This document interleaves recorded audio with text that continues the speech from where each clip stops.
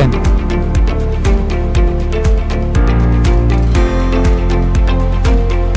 Ya podemos empezar. Bueno. So thank you very much. Welcome everybody for this parallel section of the School of Architecture, Art and Design. Today we will have mainly in this activity we will have two debates with our two research groups.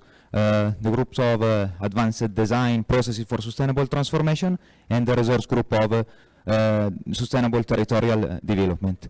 We have 2 hours and 20 minutes. The two debates are very interesting, the topics of the debates. So we will take a lot of time in these two debates. And to take advantage of the time that we have, I would like to give the floor to Roberto Iñiguez, our National Dean of the School of Architecture, Art and Design, for the welcome to this activity. Great. Thank you. Buenos días. Hola a todos y todas. Thank you very much. I'm very enthusiastic, excited, grateful also regards this space. We were, with Ruben, we were discussing that like 5 years ago when we launched this national school format, there was no space inside of the whole conference, research conference, the space of the school. I mean it. So it has been like a long journey to get here, and now having 2 groups, and also with amazing work and amazing plans. It has been a wonderful experience for me to see how the talent of the school is leading this initiative. So thank you very much for this, and congratulations. I will like to start with that word. Congratulations and thank you.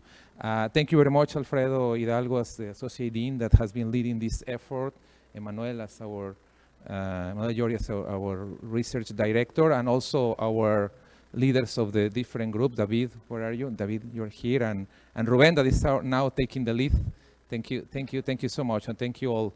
Thank you also Pablo Alar that is visiting us from Universidad del Desarrollo. They are wonderful friends, and we are so glad to have you here, and well, also Ruth that is taking the lead of coordinate the efforts together with the research, the idea of the postgraduates and the outreach that they could take.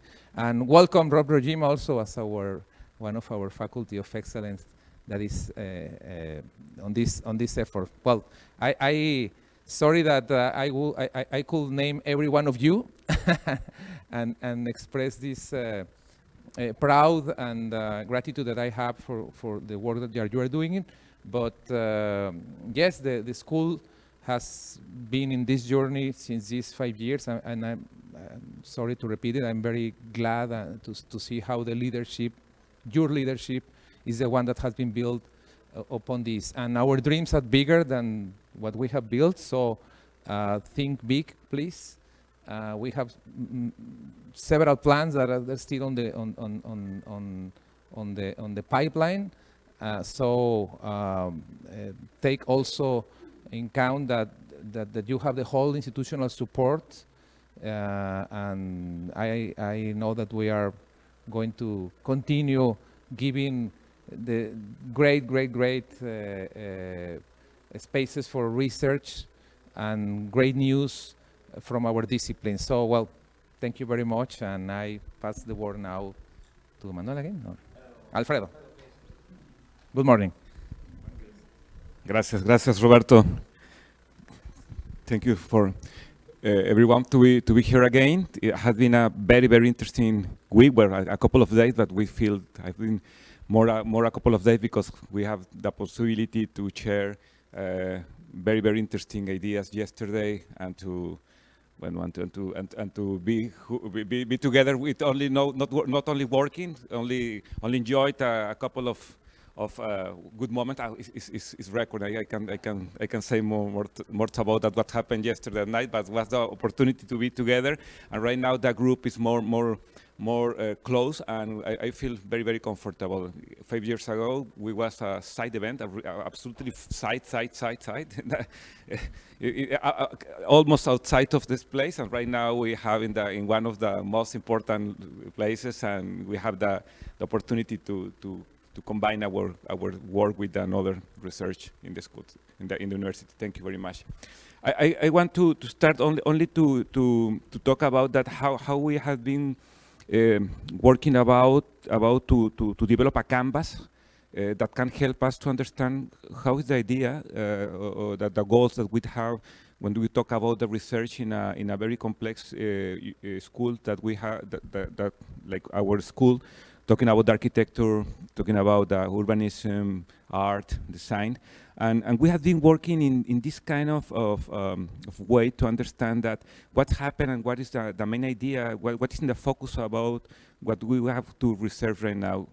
We talk about that society today challenge can talk about all the interest that we have, like architects, like designers, like an artist, like an urbanism.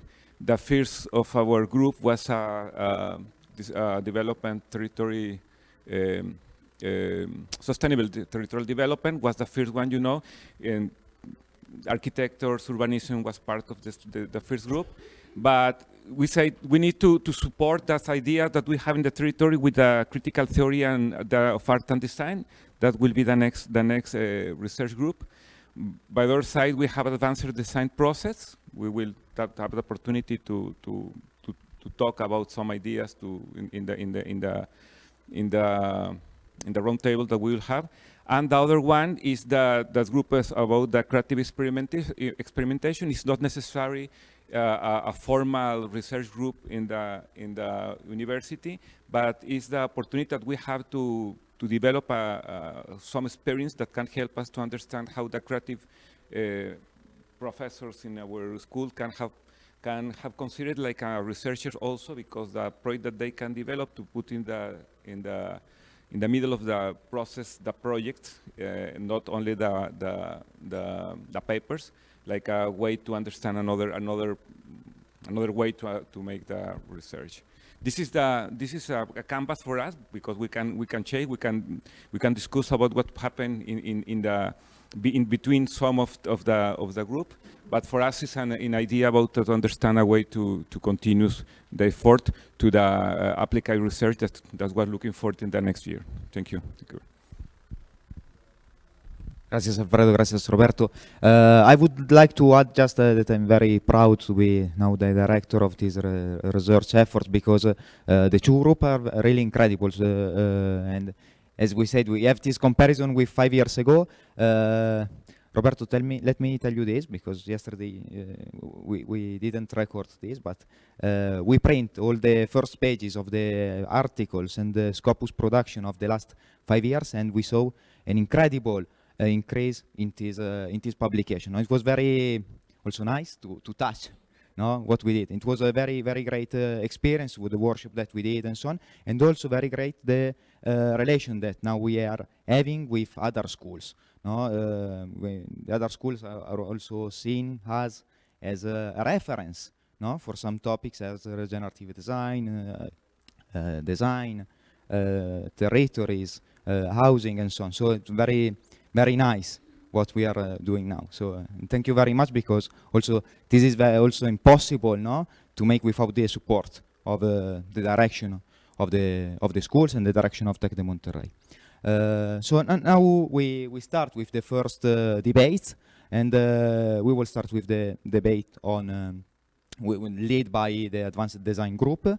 So David Sanchez, leader of the group, please. The floor is yours. Well, thank you, Emanuele. I would like to welcome to the panel our researchers. Mainly, we are just focusing on these 5 topics. Quite recently, we been exploring the possibilities between these areas. Yesterday, we have a very interesting session on where are we, and we find out that we are very, very good in producing things about design education. And I think that aspect we can keep managing ourselves as a group, and now it's time for us to focusing on the different areas. Actually, we decided yesterday to start creating an effort to get all together in one of the topics, and then replicate the formula in future topics. Obviously, the group will keep growing, and we will maybe add an extra topics. But yeah, we are here to discuss this, and I would like to welcome Juan Carlos Rojas to the panel, Marta Núñez, and Inés Álvarez, and Luis Miguel Gutiérrez to join us.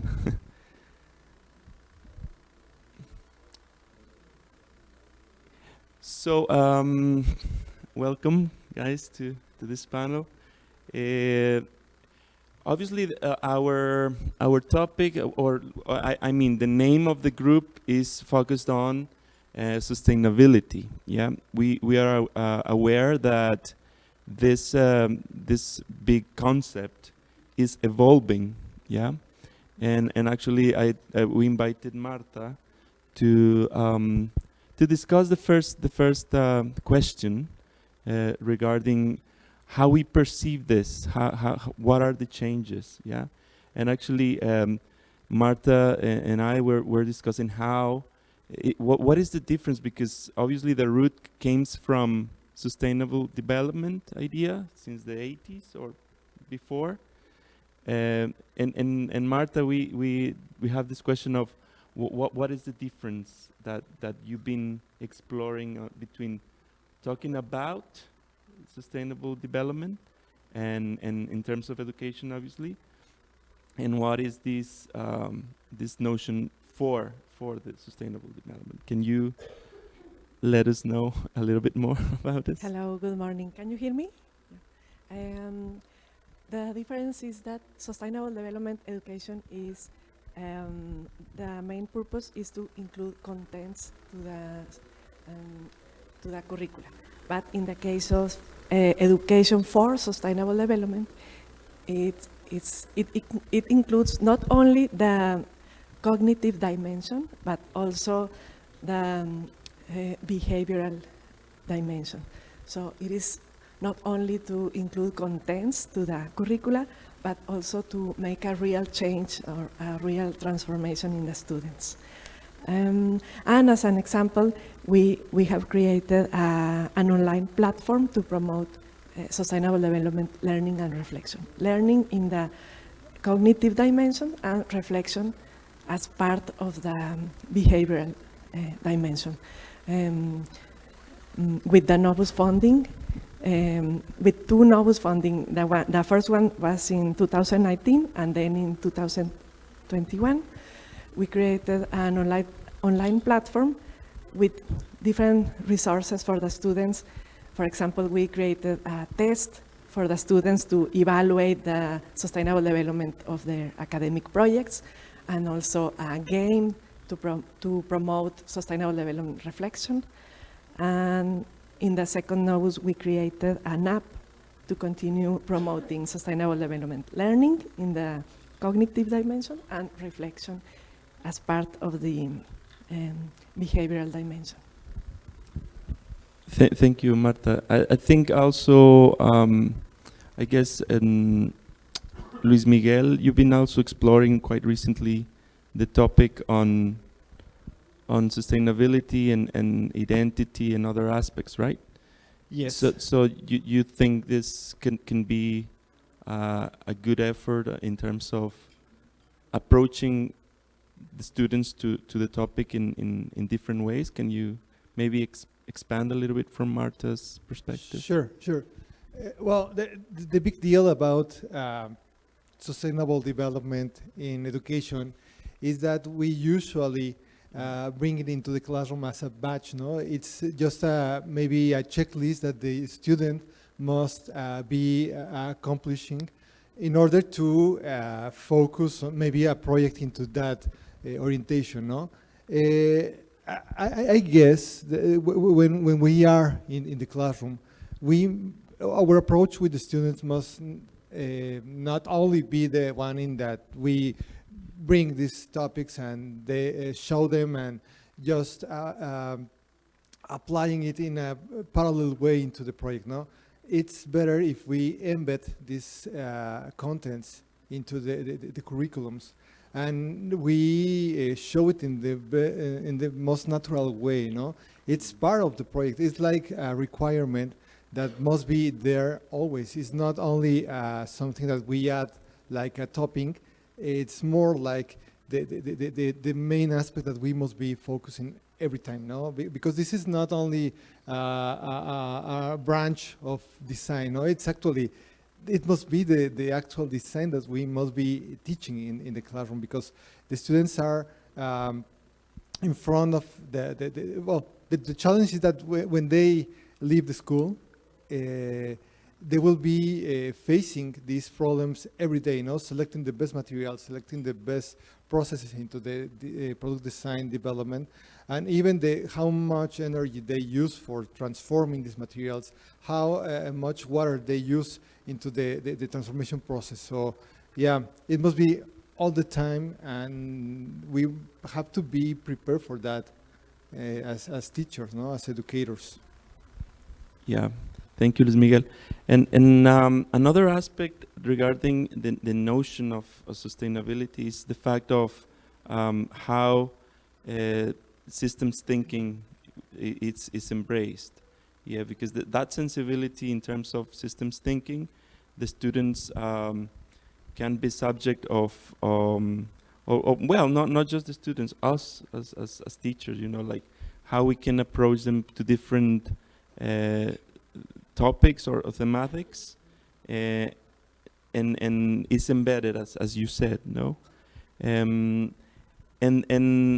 I don't know, maybe Inés, you want to expand a little bit more on this, maybe in terms of how do you think can be the next level of or what is the next step towards sustainability, or we just gonna keep using the topic, or is going to evolve? Is going to be advanced as we are named in the group? What do you think? Okay, yeah, thank you. Well, first of all, it's a pleasure to be here discussing these very challenging questions. It's an exercise of predicting the future, but I will say that, yeah, I mean, the topics such as sustainability, which are crucial for our best performance and our best future, should be, as you point out, Luis Miguel, embedded in our conscience. But to do that, we have to understand that we are also in a process of reaching levels of complexity that were never seen before, and that we as designers, but as humans, are with the responsibility of understanding at least a bit of them, and including as much as visions as possible in this transformation process. I think we are falling a bit short, if not a lot short, in understanding how to serve better marginal communities and people that are not well represented yet. Because, of course, we as humans have this let's say, ability of seeing whatever is in front of us, but not whatever is hidden. Therefore, our tools as designers and our processes are, I think, very useful in these days, because this is the way of analyzing what we have in front of us and using that for the well of humanity in the present, but also in the future.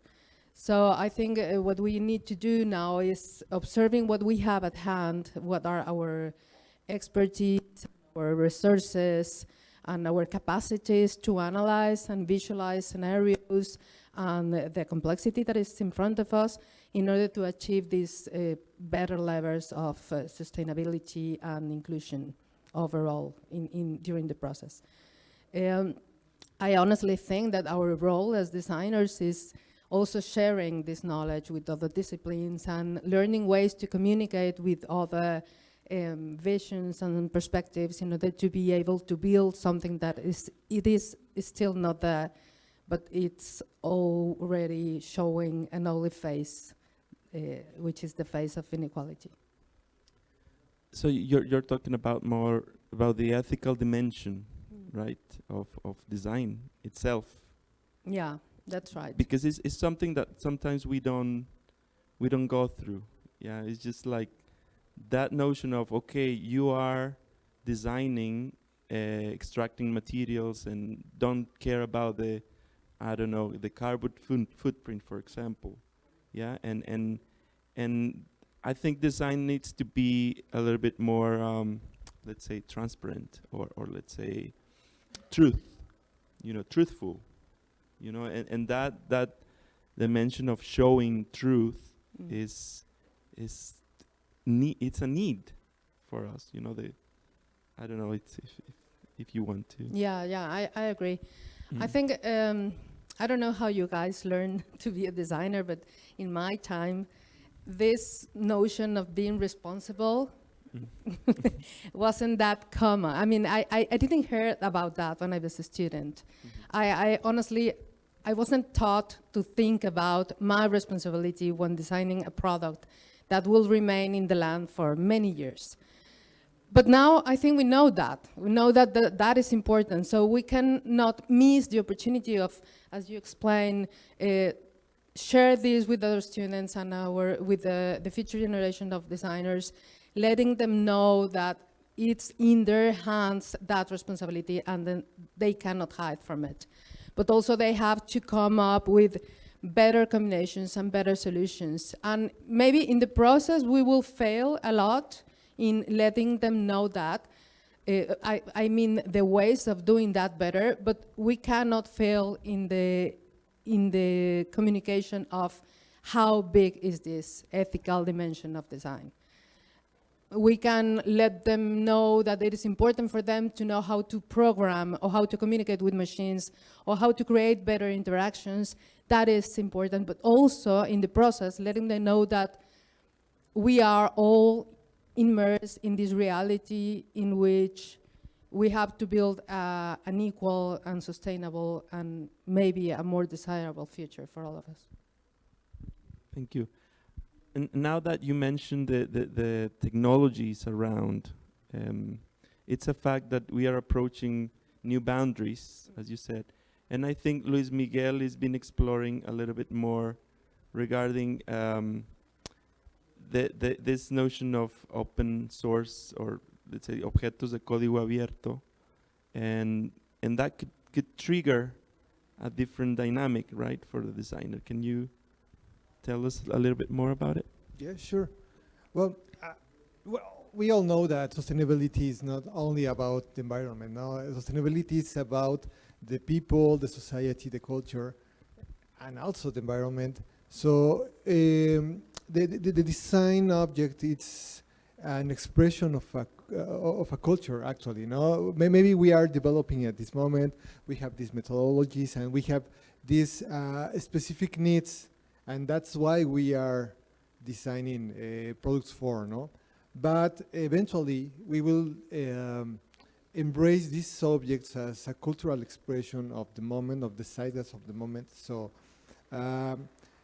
about the open source objects, it's interesting because we are habituated that the open source is more like a digital code, or even when we are talking about open source hardware, we have these very specific elements that we can connect, and we can make maybe a machine gathering all these elements and building this product now.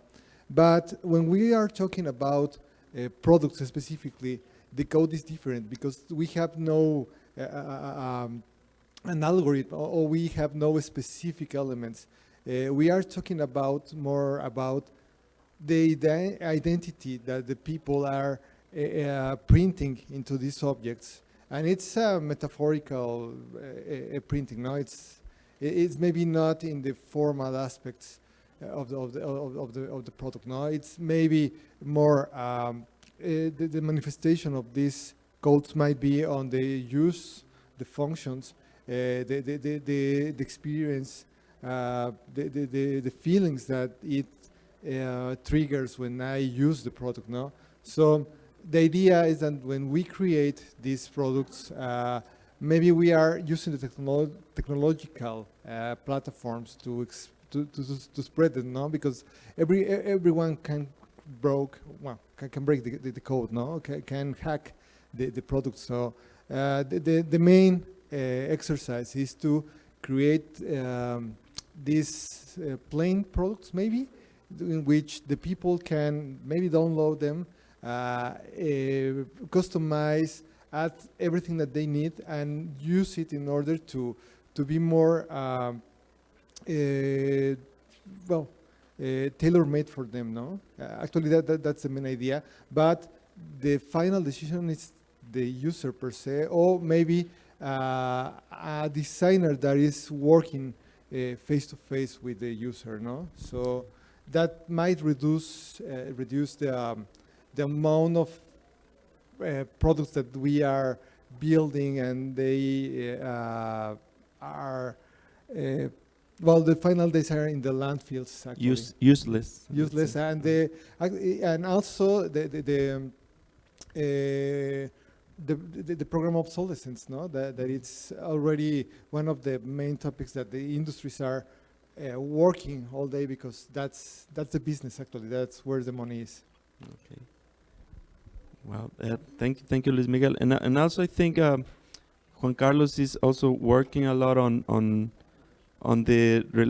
technologies, no?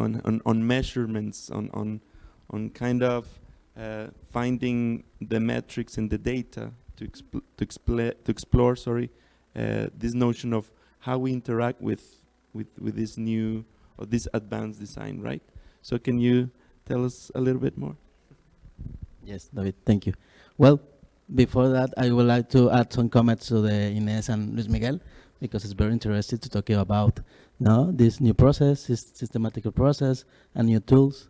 Actually, Ines says something very interesting about how we teach now, or how learn in the past. No, after all this, we are in a university, so never lost the focus about pedagogy. No, I think it is the correct word, pedagogía in Español. So because now is the problem. We're now in the field where new tools is showing now how to create, how to design. So right now, some designers are crazy because, I don't know, this new technology wanna take our jobs. That's a lie. The technologies don't gonna take our jobs. But if we have to take advantage of the tools, after all there are tools. So we have to understand anything this from the perspective of the pedagogy, how to teach our students to use the tools. No, don't forget the focus about that, because we're gonna create only experimentation with no light. No, I remember some examples when 3D printing show in our workshops. So the professor say, okay, print something. So no, that's the wrong way. No, do some jewelry with this stuff. No, that's the wrong way. Use it to create a process. Use it to retroalimentate something to create. Then the technology is for you, as not for the result, only for the process. It's that the way when I was starting using the technology, I discovered that there are some technology that help us to understand design, but never to design them. So we have to understand the protocols, we have to understand the methods, then we can understand how to teach the students and make the match with a process, to the design process, to a methodology process to create a building, to create a house, I don't know, no? Many ways to create something, and then because that technology brings us the opportunities to improve design, improve the architecture, or improve whatever you want. No, I don't know. Yes. And also, quite recently, about what we're discussing, Ines and I were talking about the augmented era, you know, in terms of advanced design. Is this augmented era, or let's say era, it can be, this could be bring great effects on not only in education, but in terms of behavior of society that you exploring? Yeah, honestly, about that, I have more questions than answers, because it's something quite new for all of us, I think. I just learned about that concept, the augmented era, last summer in a conference about human factors and ergonomics. And there was this person talking about the definition of the augmented era, in which humans will have some increased capabilities and a lot of potential by using tools applied to our human characteristics or even failures. And he was showing this image of a robot that it was the Ministry of Defense of the US showing this robot, and the robot will be in front of this target, and the robot wouldn't decide if it should move or do something with this target until the human will say so. And the only capability or the function that this robot was performing at that point was showing and explaining the situation and the context as most detail possible. So for me, it was very interesting, and I start writing and learning about that because I think that's how we should use technology, in a very precise way and in a very informed approach, to understand that it's not a threat, but it is a tool, and it's a tool that should be used with responsibility. Honestly, what I just found, as I said, are too many questions of how to design these interactions between machines and humans, and where are these interaction breakdowns that will occur over and over again, and how we can learn about that. That's what my research is focused on. And it is very interesting because there's not a recipe of how to use technology in that way, but it is more than, let's say, approaches and tools and possibilities that we should be addressing. And honestly, that we should be reading about and maybe designing experiments and performing between us and with students, because there's a lot to learn about that still. But I think that our contribution and what we as designers can do is designing ways to understanding that as well. How to use that for our purposes, but where are the holes and the gaps that we should fulfill with our knowledge and experience, ambitions, and also where should we go and find information from. That's what I think that we as teachers and professors here at Tec de Monterrey, we have all the conditions to go and, as Marta said, propose research projects, educational innovation projects, and design tools. I'll talk together and sit and discuss with other disciplines in order to understand where we are in our context, in our Mexican context, but where we are in our time as well. Yeah. Especially because we are in a very accelerated era, right? In terms of the students are using tools in a very fast way that the teacher just, I get surprised sometimes in my classroom, like now you're using Mid-Journeys, and now you are kind of creating storyboards very quick, recording voices, and they becoming I don't know, a species of different, I don't know, a different species in terms of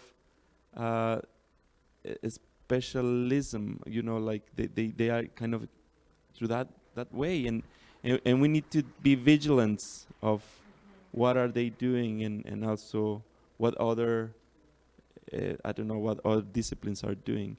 I think later on the group in architecture also will explore the notion of artificial intelligence, and that's a fact now, and that we discussed it like years ago, right? But now, I don't know if you want to.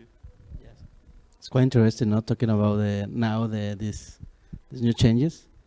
Right now, I'm working to prepare the block integrator, here from last semester. So right now I'm using the GPT chat and Midjourney to do the project. Before the students will take the project, and right now I am working on that. Because why? Because I know the students are so smart. So I know they're gonna be tempted to use it. So I put it in the Midjourney platform and say, this is the challenge, put the details, and they show me the results. You say, wow, that's it, crazy. No, because this is probably the result they're gonna show you. So I am smart because I'm prepared for that. So what we're gonna do now is prepare some exercises to the students, conscientiously use it, but not be the tool to create a design project. No, they're gonna follow the process that include this kind of tools. So at the end, I'm sure they're gonna create something more powerful than before. So I think this is the way. So they take me some time to think about it and review this opportunity from the tools, and I probably they're gonna be amazing results. Probably this is experimentation. So when I have the result, I want to show you if you want. But this is a sample, no, how to approach this kind of challenges. Well, thank you. I think it's time to open the forum to the guests and to the public. So I don't know if anybody wants to ask something to the panelists, or an opinion, a debate. Yeah, Robert. Thank you very much. Thank you very much. It has been so inspiring, and I think that I'm very confident that we are in the right discussions for the contemporary challenge that we are facing as a design discipline. And my question will be regards this idea of augmented era or systems approach, advanced design, with these challenges that the new technology that is there. In the paradigms, traditional paradigms of design education has been topics of postgraduate studies. In general, some of the schools of design, in general, I would say, for instance, systems design or advanced design, are topics that are on the master's degree. And I have had several conversations with some other colleagues, deans also, that have been struggling with that too, how to get into that very, let's say, high and complex topics, because introducing also the sustainability in terms of what you were mentioning is very challenging, since you need like some first years where you teach like the basics somehow, and we at Tec de Monterrey, we have been I will say very brave, I will use that word, very in terms of, okay, it is important to introduce this kind of understanding, these kinds of topics in our undergrad. So my question will be, how do you reflect? What are your thoughts about it? Which are the challenges that we have in terms of that, and how research and the group could help us informing how to deal with that in a better way? Thank you.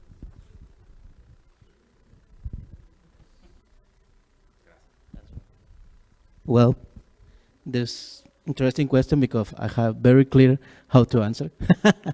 Because I think I want to be clear in my comments. Sorry. You said how to embrace this from my master program or master degree, or how to teach them to the new students, right? This is on the right student, no? Yeah, I think it's complicated. It probably is wrong to use tools with some complexity because our students, they are not preparing. This is not bad, actually, yeah, because there are graduate students, master students, PhD students. So in that line, there are some competences, there are ways to think the students, and they are growing in the way.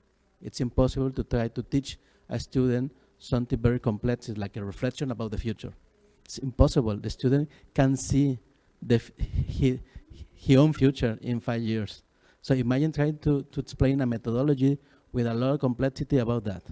But if you jump to the master degree, they are preparing to understand their own future, so they are easy to see in the future. And more, if they are a PhD student, in the PhD student you want to be more perspective about, because actually your vision is about probably some topic that even exists. So I think it's complicated because the students not preparing. Example of that, the last semester, is a student that are curious about the estancias de investigación. So our design students say, okay, I would like to do some research about design. Then when they're starting to do about research, they say, this is something different about design. Here, there's no designing anything. They're reading and reading, they're looking, then they're preparing some protocols and say, this is strange because this is really a research way to do this stuff. Yes, it's the only way. But the other stuff in my semesters or my blogs, now they are so different. There's another way because they are the level to do that. Then if you want to improve, you have to put the level in the other way. So it's complicated, actually, but it's not impossible. I think from the, when I remember the last semester of the programs, 10 years before, I think all my generation I prepared to work in perspective, work in future, work in technology, but after 5 years, of formation.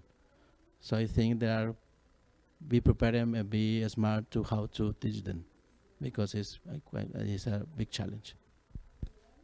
Ines? You knew, right?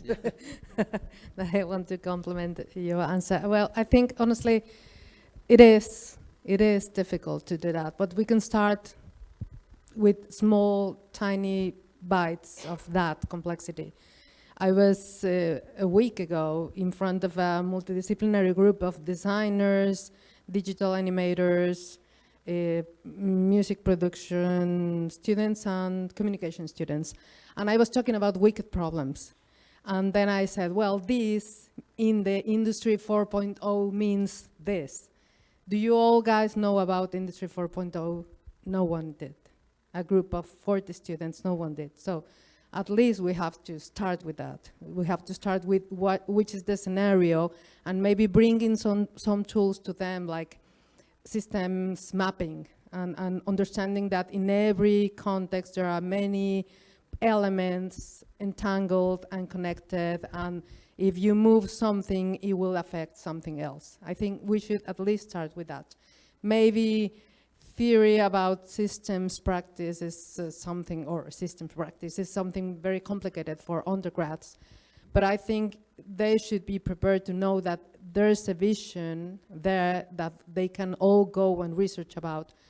But also it is important for them to know that there is more than it is evident in front of their eyes in order to embrace the challenges that they will be facing in their professional careers.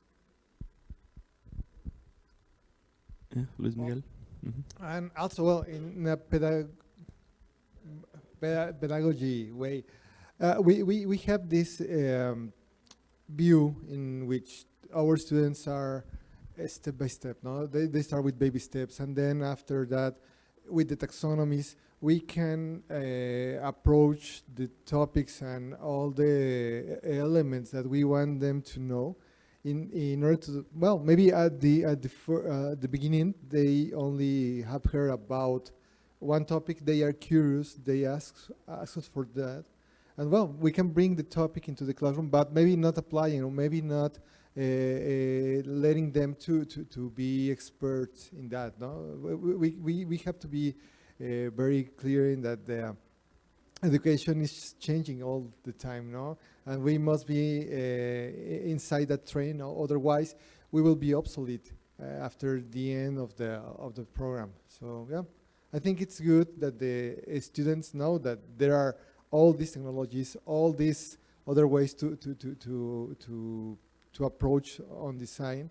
But maybe when you start your postgraduate studies, you can select your topic of preference, of interest. Yeah.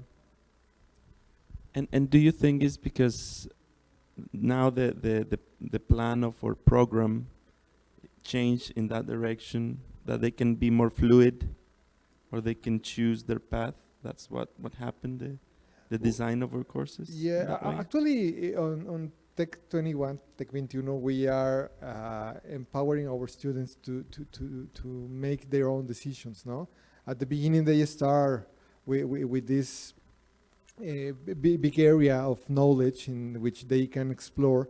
And after that, specifically on design, we lead them to make these decisions after very specific moments of their program, no? So obviously they will be eager to learn more about what they can do with all the knowledge that it's out there, no? So yeah, I think they are more prepared to take make these decisions when they leave the school, no? So yeah, it's because important that it's a way of not being programmed to do certain thing. It's more like, okay, the options that you will. Yeah, right. and it's a wide. It's just to kind of guide them towards that. Yeah, to guide them towards that possibility. Yeah, Okay.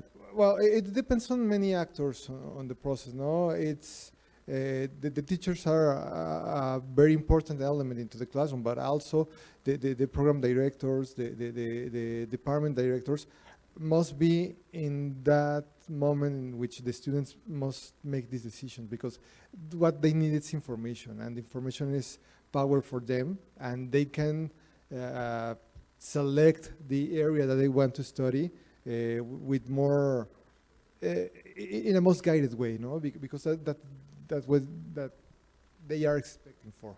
Yeah. Yeah. So actually, about this, we were discussing. I don't remember with whom, but we were discussing this notion of knowledge and wisdom. You know, teach them wisdom. I think with Carlos we were discussing last night about wisdom and knowledge, and how we kind of guide them towards wisdom. Yeah. Yes. And it's very difficult to do that, you know, because wisdom is more like I don't know, something like the spirit goes towards that. I don't know, and it's not, and knowledge is kind of programmed. Yes. I guess, I don't know. It's just yeah, suppose that. Someone else? Yes. Yeah, Rob. Yeah, maybe something completely different. I was thinking about the notion of sustainability and using of the word sustainability as the guiding principle for the research group. I think, honestly, sustainability is a bit degraded as a terminology. It's something from the 80s, and it's very human-driven. So in the 2000s, it became resilience as a new buzzword, you could say, and that is also a bit degrading over the years. So I think it would be a good idea to look into the future. What will happen in the next 20 years? And concepts that have been used for a long time are adopted by industries, and they misuse it also. So it probably is a good idea to change to regenerative development as a terminology for the longer term, in which you start to understand to give back to the environment instead of taking stuff out of the environment. And I'm wondering whether you think that would be, you know, a direction that the research group could, you know, identify new lines of research within the groups that you already defined, but to color it in a certain direction. And an additional comment would be that we are currently, as people say, in the Anthropocene, which is very human driven again, which means that we are interfering in the geology of the planet, which is quite a thing. So that also might require a novel way of thinking. For instance, to talk more about what could happen in something what they call the symbiocene, living in symbiosis with the environment as human beings. And I wonder what you think about these kind of concepts moving towards the future, and less leaning on the concepts that have been used in the past.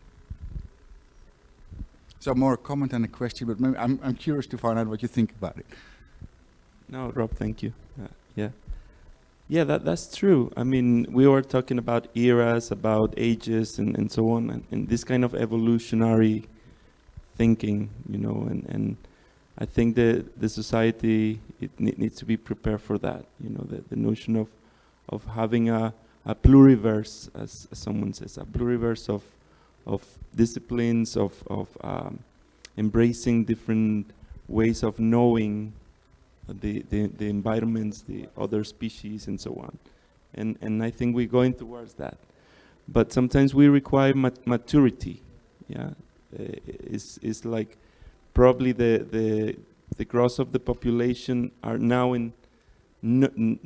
embrace sustainability and reject it sometimes, or and now what is next? Yeah, and I think we are going towards that. I'm agree with that. Yes, thank you. Someone else in the public? No? Yeah. Okay. I think Emanuele. Yeah. Maybe yes, I would like to just to underline something that for me was very interesting in this debate, that is the ethical aspects and the ethical crisis maybe that we are dealing with.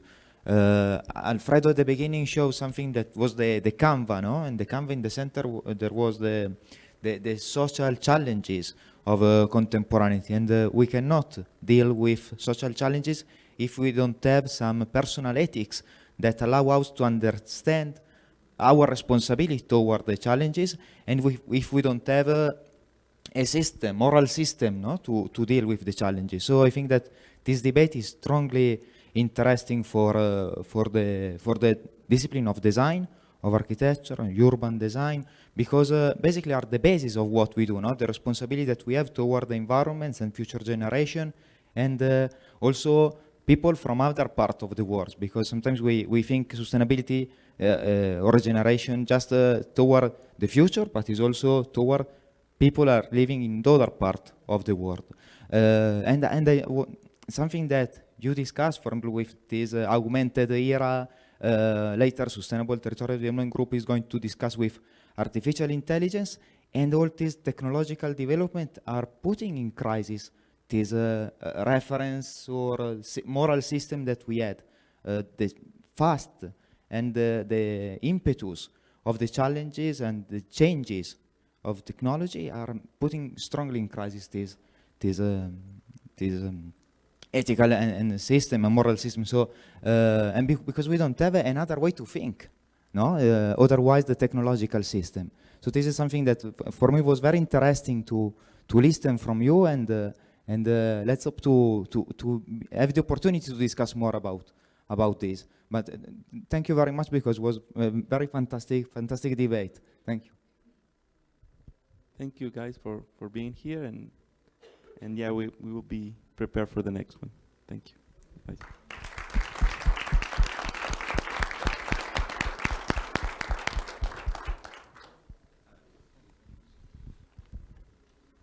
Thank you very much again. And so now we can go with the second debate from the research group of Sustainable Territorial Development. And please, Ruben Garnica, if you want to start with the panel and invite the guests. Thank you very much. Thank you very much, all of you, for being here. It's my pleasure to be back again. Well, to see you, all of you.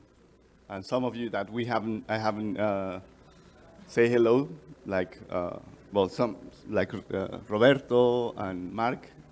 Good to see you here. So I'm going to introduce the panelists. So yes, you can click on the slide. So I will invite Carlos, Natalia, next, Alexandra, Lucia, and Ryan. These are our guests to be discussing about artificial intelligence in the built environment. So please all come here, come to the chair, and welcome everybody. So in the meantime, they come and sit and take the seat. I would like just to address a couple of things that I found just after I raised the question and sent them to the panelists.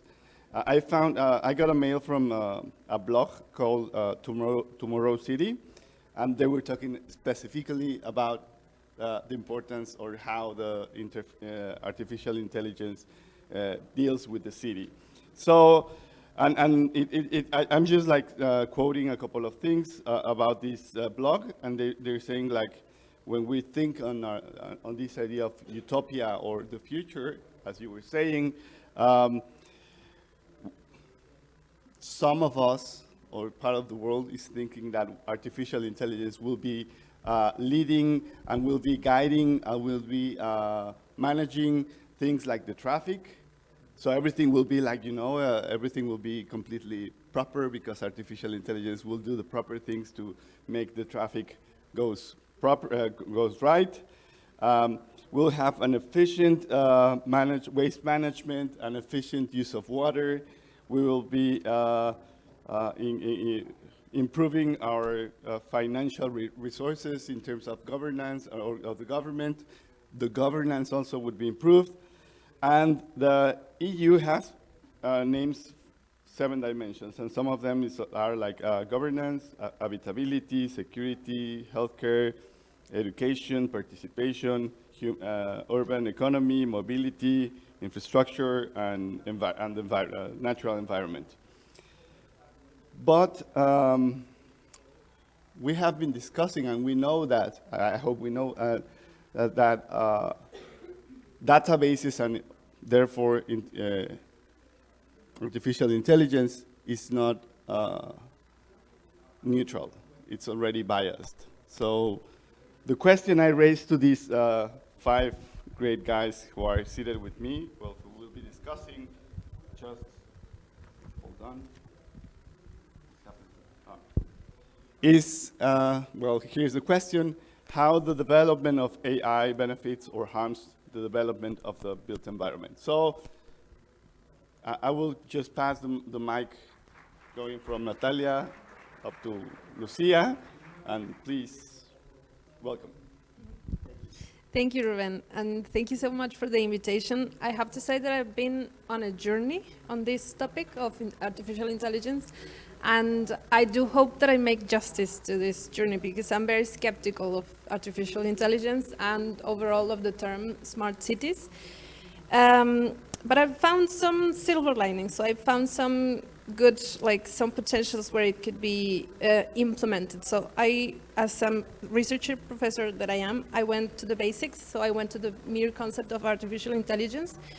And it was disaggregated. So artificial means that it's not from a natural process, and intelligent, it means that it's capable of learning, of acquiring information of the surrounding environment. So that gives us that AI, it's an artifact that is capable of acquiring information from the surrounding environment and giving it sense, so making sense out of it in order to act in a reasonable manner, autonomous, and even on extreme situations. So I think that it will help us a lot to frame the debate that we'll have now.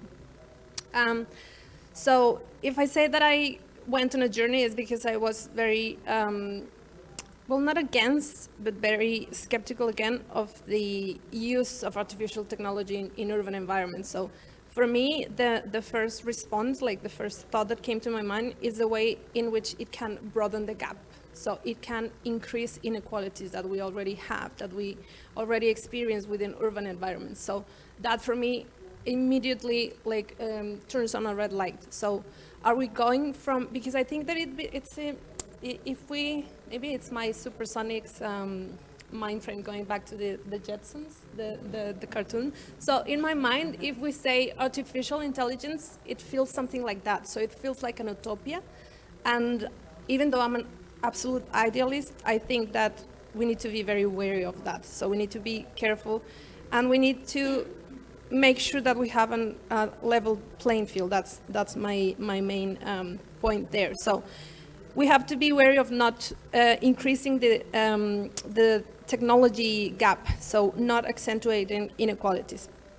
There are many other issues, like little issues. That's the main point that I have for that. I did find, however, as I was just saying, the potential for it. So there are many, as Ruben was saying, so the 7 dimensions that the European Union outlines, there are many potentials for artificial intelligence in urban environments. So there's the optimization and improvement of performance in general, so traffic, as you were saying, for example, or even water, waste management, and so forth.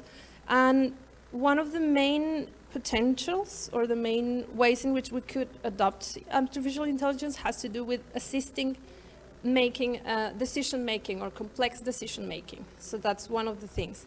But I'll stop at some point, but I just want to throw this into the, like, leaving the cat, as they say, the bag of cats there in the middle.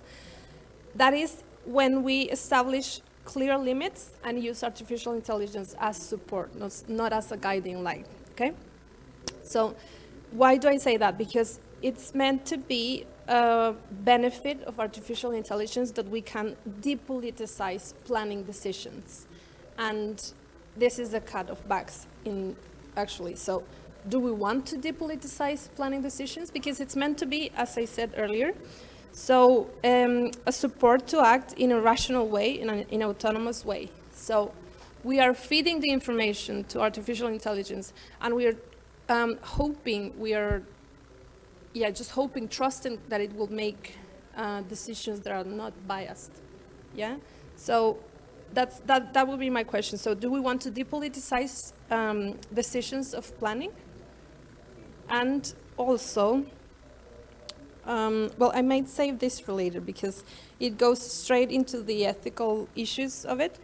So just say that it's not ethical, but it's not evil. So as you said in your opening statements, it's not neutral. So we will be doing very good in recognizing that it's biased and it's skewed. So it's not perfect, because we would be having to depart from, so the departure point would have to be that the data sets that we rely on for artificial intelligence would have to have 5V, I found. So they would have to have, the data sets would have to have volume, variety, velocity, veracity, and value. So do we actually have data sets that comply with those characteristics? I think that's the question. So there's a fabulous book in this regard. So for instance, if we go to gender, there's a fabulous book by Caroline Criado, which is called Invisible Woman, and it documents the data gap in terms of gender only. But there are many other issues where we have data gaps. So race, for instance, or economic aspects and so forth. So yeah, that's what I would say for now. I did found, however, as I was saying, some places where it can be used. So for instance, recently we had a CADI, and the instructor presented the use of artificial intelligence in the prediction of risks, so risks associated to flooding. So that's one of the uses, a very good use for artificial intelligence in prevention, basically. So there's also the theme of facial recognition during COVID times in terms of the quarantines. There's also some dear colleagues wrote a book chapter which is called The Dark Side of Smart Cities, having to do with artificial intelligence within the book of what AI can do. And they, for example, enlightened me with the possibility of having facial recognition on street lights, so that it could award 9 additional seconds or 10 additional seconds if the people crossing the street is an adult population, basically. So there are places where it can be used. So also sound and detecting early signs of risks or natural threats. artificial intelligence being capable of predicting and simulating thermal comfort on urban plans, and so on. So I think there are good things, but I still remain quite skeptical of what is it that it can use. And I think I can pass it on now. Wonderful. Thank you so much for your comments. So I'm Ryan Anders Whitney, and I've also been thinking a lot about artificial intelligence, as many of us have. So I've been asked to reflect on artificial intelligence more from the perspective of equity planning. So certainly something that I focus in quite a bit in my research. And I think before starting this question, it's important to understand what equity planning is and what equity means, right? I think it's a term like sustainability or like livability or like so many terms that often lacks a definition or a clear understanding of what it is and what does that mean when we move forward in planning. And so certainly a more traditional definition of equity planning could mean the importance of putting marginalized populations at the forefront of the planning process. So then the question comes, if we're looking at it through this lens, how does artificial intelligence fit into this larger and very complex dynamic where we have a lot of power dynamics, we have a lot of politics at play? How can artificial intelligence navigate these spaces through the data that it provides? So to kind of start off there, that's kind of the lens I'm coming through, and what are the larger questions that we have as related to equity planning? So certainly thinking about kind of the exciting aspects of it, the ability to analyze data across countries and spaces and places, academic data, practitioner data, is absolutely incredible, and it puts a lot of power and a lot of potential at the forefront of the discipline. And certainly from a perspective of students and practitioners, the ability to visualize and to understand and create potential futures is something that's very exciting, and certainly kind of seeing how academics in the classroom are starting to bring that into studios through site planning and through master planning, I think can be quite exciting. And I don't think it's a question of if we're going to do that, it's we're already doing it, and it will happen, and it will be a tool that students have to learn. But from a critical perspective, what is missing from this, and who has a larger voice in this process?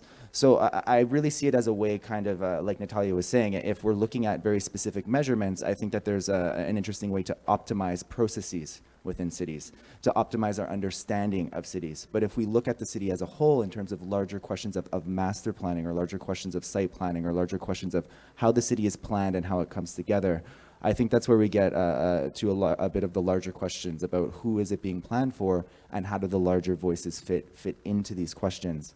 And that's, I think, where the interesting debate lies, specifically within that question. And kind of going on to that, kind of embedding it within the current situation, we live in cities that are completely inequitable. And this isn't new, but certainly those inequities are increasing. And so we're fitting artificial intelligence into this larger system that is already designed in many ways to be inequitable. And so how does artificial intelligence navigate these spaces, and what does it mean for us as architects and planners and designers who want to use this technology? There already is a huge gap between policy and practice, right? We have policies that have the beautiful language of how we should design our cities this way and that way, but when we look at the reality of what is on the ground, it's very far from that space.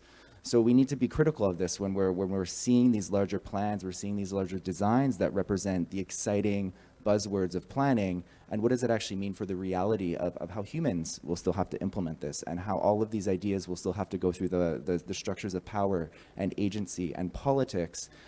So how will this actually be implemented? How will it be financed? How will it be understood? What areas of the city will get these investments? There's already wonderful investigations happening across Latin America around smart cities, around even issues related to public space access, to bike lanes, to so many different issues, and it's already inequitable, and it's concentrated within very specific areas of the city. So AI is being introduced and perpetuating this larger system that is already problematic in terms of equity. So I think that those are some key questions. And one thing that certainly comes to mind as well is kind of the connection to Latin America, the global south, to other areas. And so where is this technology coming from? Where is it developed? We obviously have more data from specifically from some cities in certain areas of the world versus others, and thinking about informality within the context of Latin America, which is such a key part of understanding, respecting, and organizing the city. And we lack data in these spaces. We lack understanding of how these spaces connect to the city, about what is needed in these spaces.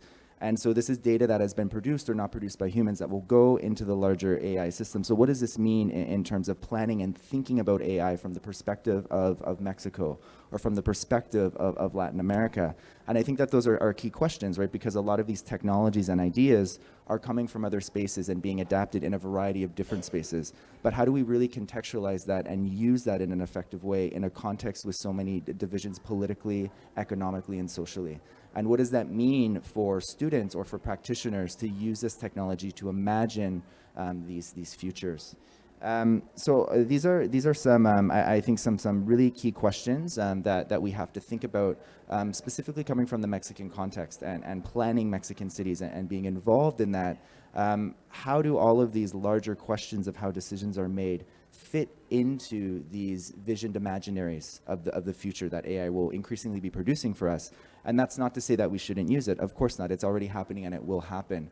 But we have to bring these kind of critical frameworks around histories of colonialism, around histories of invisible populations, of lacking data, to these contexts to really use it in a way where if we're really committed to working towards creating a more equitable future, at least on paper we are, perhaps not in reality, but we can really continue to perpetuate those inequities if we're not careful with the use of AI and contextualizing it within specific contexts.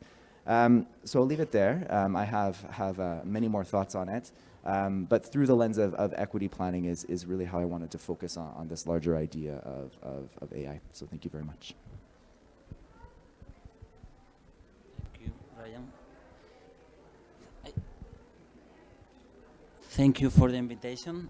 I'm not going to talk so quickly, so fast than Ryan, but thank you for the invitation. I'm going to try to do it in English.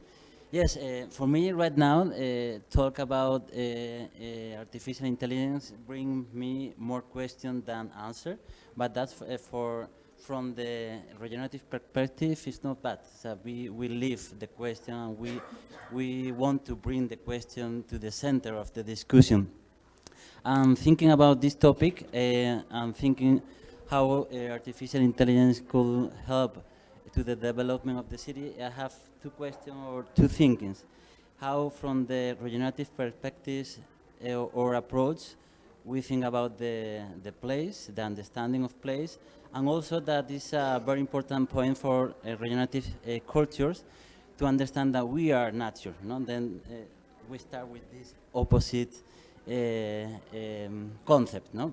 From the Germanic origin of the word, kunstlich, naturlich, we start talking about opposite concepts. No? So natürlich and kunstlich, artificial and nature, is the opposite, total the opposite. Then that is the start point for us, and that we were discussing from the beginning when we start to talk about regenerative development or culture.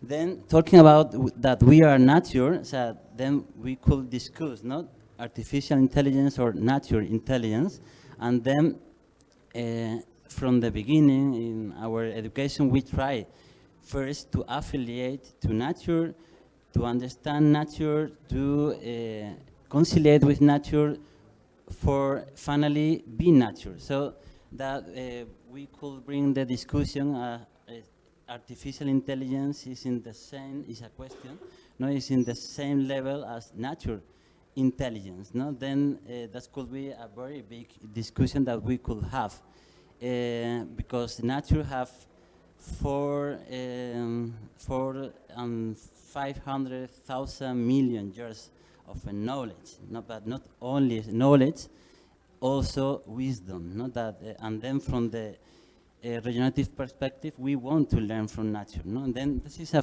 very big question that we have to put into the discussion, because with intelligence, artificial intelligence, we can create mathematic models, we can look for information. When we were children, we didn't have Google to look for information in the web. We have right now artificial intelligence.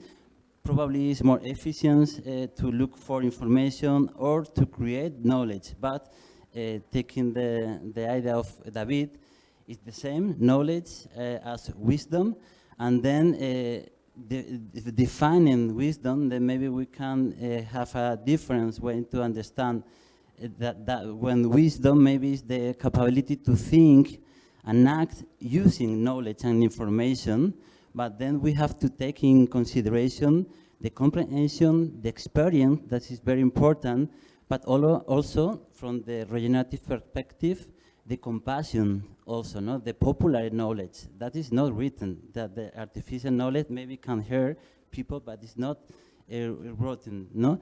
Maybe also we have to talk about knowledge linked with emotion, sensibility, ethic, and benevolence. Then maybe it's a question for me, no? Is possible that the artificial intelligence can work with all these things?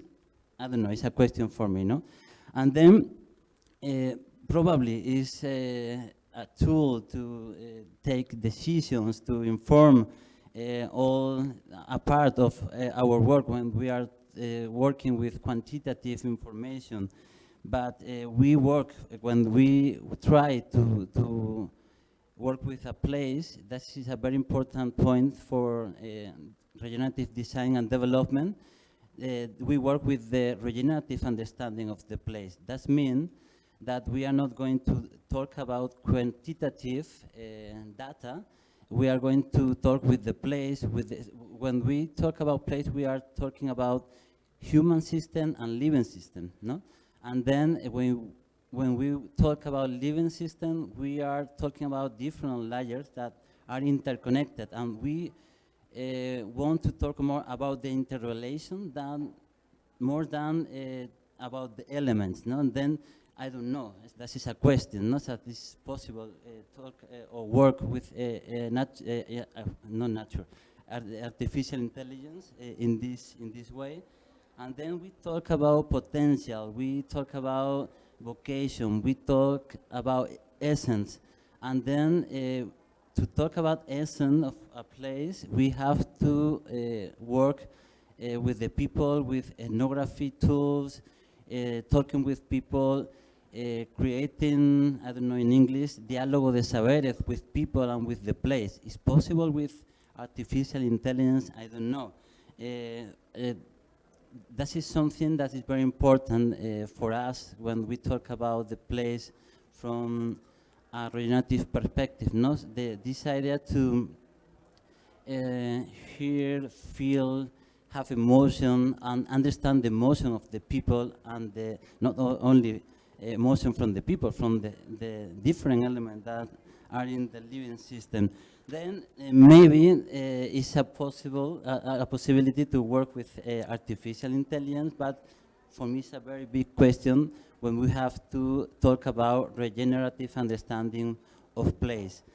And then I think that was all. I tried to do my homework for the panel today in the morning, asking my first time asking to this chat, then okay, talk me about regenerative cultures and artificial intelligence, and it didn't work. Not finally it didn't work, and then I had to do my homework myself. But then, I think it's going to be very helpful to use for different. We are talking when we talk about regenerative understanding of the place. We study the ecological system, the social economical system, and the cultural system. Probably when we use data to understand the place, it's okay. But for example, when we are talking about believing a value of the people, value of the community, I have a lot of questions when we have to work with persons. Now again, yesterday we talked about person, not data, not article, not paper, person. Then I don't know. Also, how we hear animals, how we hear trees, how can we understand from another way, not a scientific way, all these elements of the system. No? I don't know if it was clear for you because my English, but I wanted to bring all these ideas, and I not say that it's a very good thing for us or a bad thing. Probably it's going to be useful. I have a lot of questions how can be used in this wave from the regenerative perspective, but probably it's going to be helpful, so for sure. Thank you very much. Hello, good day. Thank you for the invitation. I'm so glad to be with all of you today. Well, I think many things were said. I'm not going to repeat many things, but I would like just to say my first contact with AI and this thinking, you know, it's astonishing, its capabilities, it's revolutionary, obviously. But I would tell you a personal anecdote that my husband is an engineer and he loves to use ChatGPT. And the other day he told me, you know, I love talking to GPT more than the rest of the people. Like he say, it's so reasonable, it gives me the right answer. When he makes a mistake, he apologizes. Like when he's programming and he finds a mistake, he say, oh, ChatGPT, maybe this is wrong. He say, yes, I'm sorry, you're right, it should be this. He says, most of people don't react in this way. Like, of course, it's a revolutionary thing, right? But what I think also is that we have to be very careful, as Ines said in the previous panel, it's just a tool. At the end, it's just a tool. And you have to be very careful how you use it. You have to set boundaries, you have to set limits.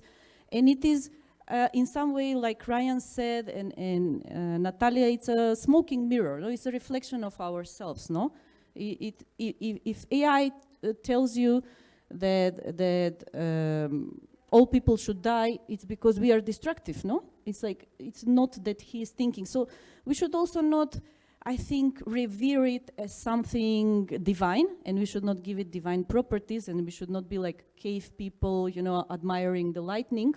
Because you know some people really think that it's a new brain or something or a new entity, and I think it's a wrong approach, because at the end what the AI is doing, it's simulating thinking.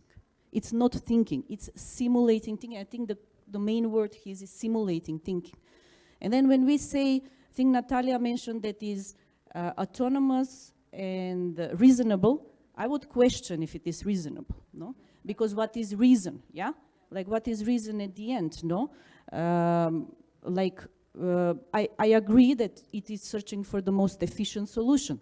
But do you want to be most efficient in some scenarios? Maybe efficiency is not the right answer for us as a society, no?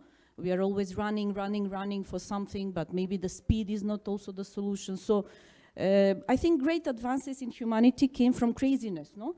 And from just creativity, no? I don't know, Leonardo da Vinci wanted to fly. Was it reasonable to fly? Probably not, no? Like AI would tell him, no, don't try to fly, no? Why do you want to fly? But he tried that anyway, no? And then there was a revolution, no? In technology, etc. So what I think is that in this sense, we have to basically use it as a tool for prospective planning. And our prospective planning is very rudimentary, I would say still. The prospective planning in terms of including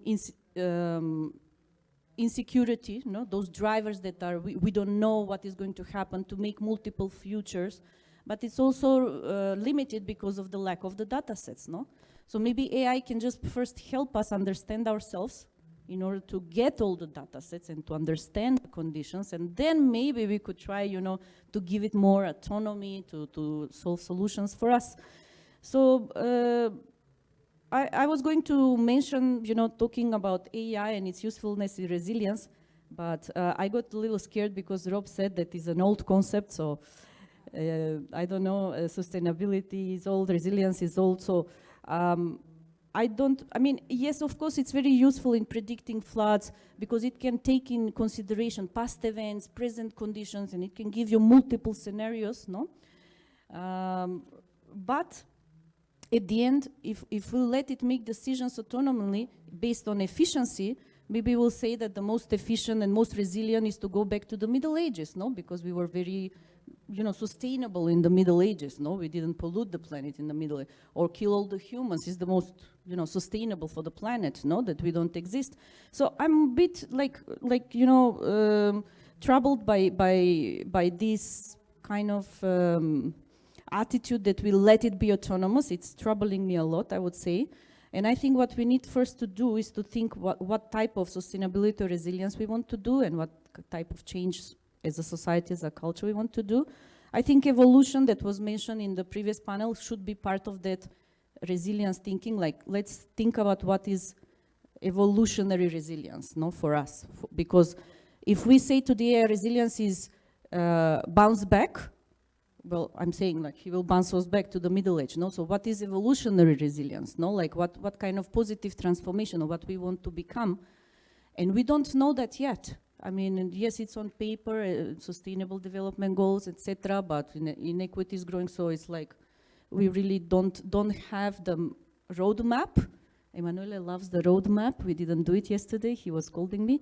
Like, we don't have the roadmap about what type of society we want to be, and until we have that, I think, yes, we can use it as a tool, but basically it's a very fast statistical tool, because when you put him to read 1 million papers, he will statistically choose, you know, the words that repeat the most, and he will make a statistical reason. It's like, it's not reason, it's a statistics.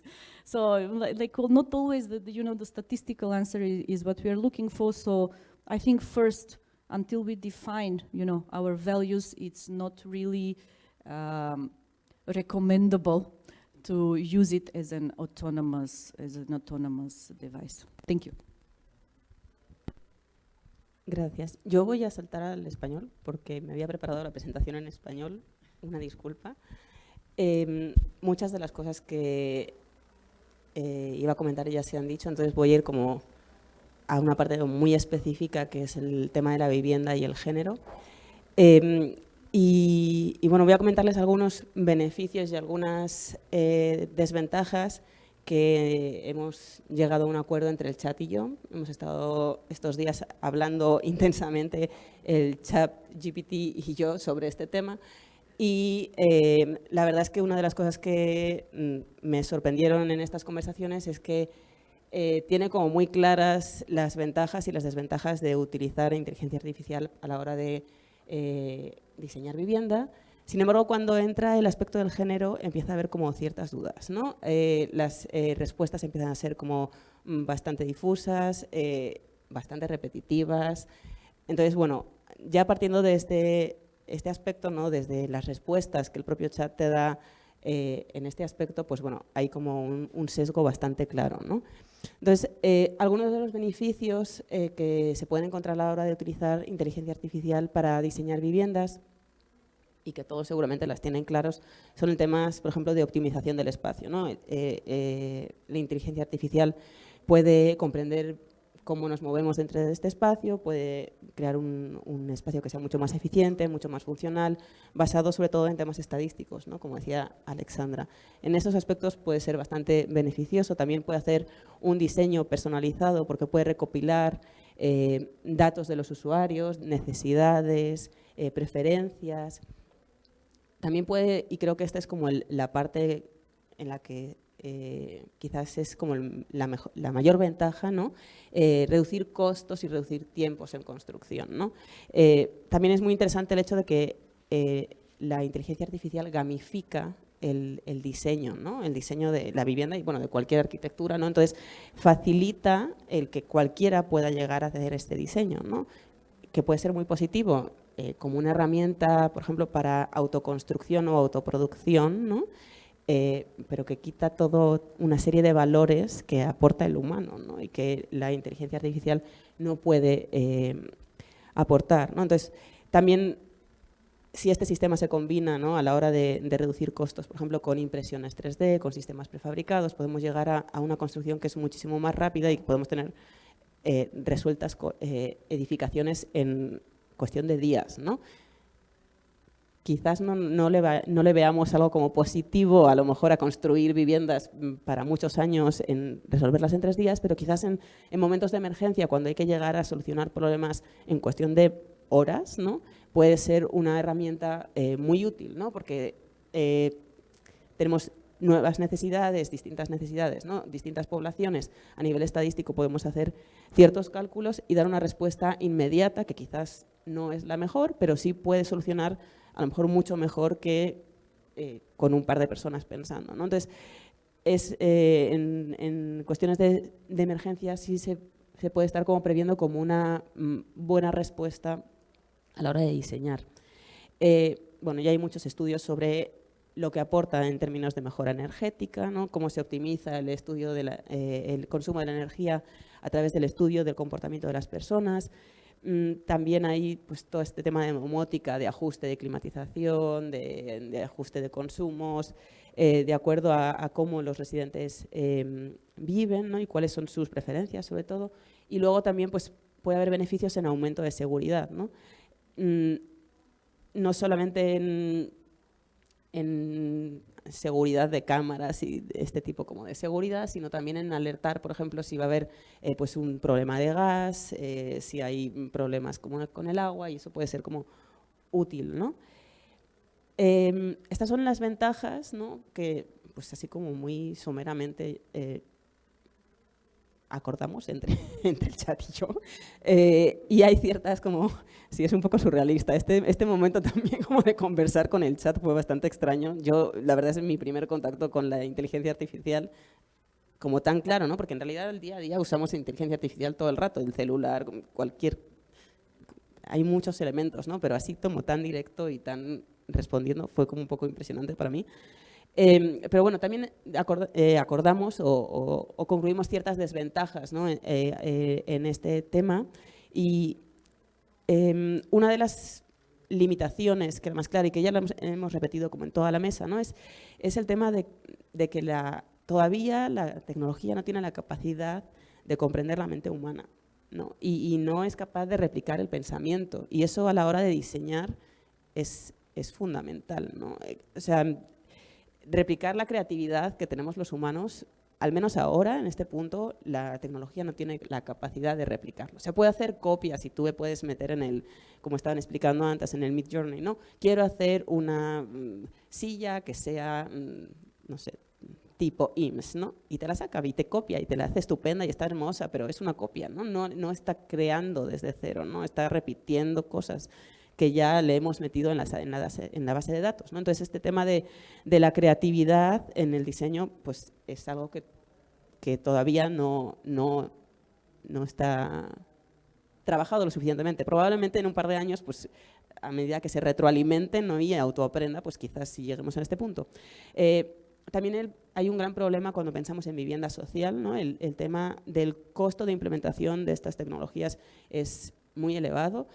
Se necesita una gran inversión en software, una gran inversión en hardware, que quizás para pequeñas empresas que construyan vivienda no funciona, y probablemente para vivienda social no es rentable utilizar este tipo de cosas, ¿no? Y al final, pues, el gran problema que hay en el mundo es la vivienda social, ¿no? Entonces, ¿cómo podemos aplicar esto a la vivienda social? Yo les dejo como la cuestión de si es válido o no, o sea, si es factible o no utilizarlo, ¿no? También, pues bueno, la falta de humanidad en el diseño lo hablábamos, la falta de sensibilidad, y al menos hasta ahora, la inteligencia artificial no ha sido capaz de conectar con temas como la historia, ¿no? O sea, como la cultura, el medio ambiente, como desde una perspectiva como más humana, ¿no? Ese tipo como de respuestas todavía no ha sido capaz de poder entregarlas de una manera eficiente, ¿no? También se han registrado, aunque esto parezca que la inteligencia artificial no falla, hay muchas fallas técnicas, ¿no? Entonces, es importante como ser conscientes de que la inteligencia artificial falla, en diseño también falla, porque puede ser ineficiente y puede ser poco funcional porque los datos que se estén utilizando no sean los adecuados, ¿no? Y, bueno, también hay un tema de desplazamiento laboral, ¿no? Y pues que hay que ser conscientes de que cuanto más usemos la inteligencia artificial vamos a desplazar más gente en sus trabajos, y ser conscientes de que en la construcción el tipo de gente que trabaja pues quizá no puede como dedicarse a otros trabajos, ¿no? Entonces, el tema ético creo que es súper importante y tenemos que cuestionarnos todas las decisiones que tomamos a todos los niveles, ¿no? No solamente en el nivel de diseño, en el nivel de implementación, en el nivel de construcción, creo que es muy importante. Y bueno, un poco como para cerrar con la parte del género, que son 2 apuntes, porque no aquí el chat no pudo como responder mucho, hay como implicaciones importantes, sobre todo el tema de ventajas. Con el tema de los datos, ¿no? Se puede ajustar a las necesidades de las mujeres el diseño. Sin embargo, pues como comentaban antes, los datos que se utilizan están muy sesgados, ¿no? Entonces, al final los que programan estas inteligencias artificiales, los que diseñan estas inteligencias artificiales y los que introducen datos para que se vaya como reformando y no sé cuál es la palabra, ¿no? Como reaprendiendo, ¿no? Pues es un cierto tipo de persona con unas ciertas capacidades intelectuales, formación, situación económica. Entonces, vamos sesgando los datos a medida que vamos formando la inteligencia artificial, ¿no? Entonces, creo que también eso es muy, muy importante. Pero bueno, en cuanto a beneficios, podemos buscar esas bases de datos que mejoren. En cuanto a seguridad, es importante, Natalia también lo comentaba, ¿no? Este tema de detección, por ejemplo, de riesgos, sobre todo en violencia doméstica, ¿no? Puede tener como una aplicación bastante positiva. Y luego en términos de accesibilidad, porque puede como potenciar el diseño de viviendas que sean más accesibles, lo que esto pues impactaría a las mujeres como en dos aspectos. Uno, que generalmente las mujeres son las que tienen estadísticamente mayor grado de discapacidades o mayor número de discapacidades, y por otro lado, porque mejoraría el tema de los cuidados, ¿no? Al tener como una mayor facilidad en la accesibilidad y demás, esas tareas podrían reducirse. Y para terminar, algunas desventajas, bueno, sería la incapacidad que puede tener esta tecnología en comprender las necesidades de las personas, ¿no? Eso es como, o sea, nosotros le vamos a decir cuáles son las necesidades, ella no va como a extraerlas, ¿no? Entonces esto es como difícil. Se ha visto que hay una falta de sensibilidad ante el género en estos sistemas. Ya simplemente con el tipo de respuestas que daba, pues yo los invito a que hablen con esta tecnología, porque es verdaderamente sorprendente, ¿no? Entonces, es importante saber que si está configurada incorrectamente, puede dar respuestas incorrectas que dificulten las necesidades de las mujeres, ¿no? Sobre todo en términos como de privacidad y de seguridad. Y bueno, repitiendo, el sesgo de género en los datos me parece que es súper importante tenerlo en cuenta, y a nivel interseccional, ¿no? O sea, raza, bueno, todo esto que hemos hablado. Entonces, bueno, les invito a que charlen con ella, porque la verdad es que es bastante sorprendente, ¿no? Gracias. So, thank you very much, all of you. This conversation, well, this is just like exposition of your ideas. Just raised me like a lot of more questions, and also the previous panel raised me this question. But before opening the mic to the whole room, I'm gonna just like highlight two things. The first one, which you have been saying, all of you, in a subtle way or not that subtle way, is the idea or our obsession with efficiency.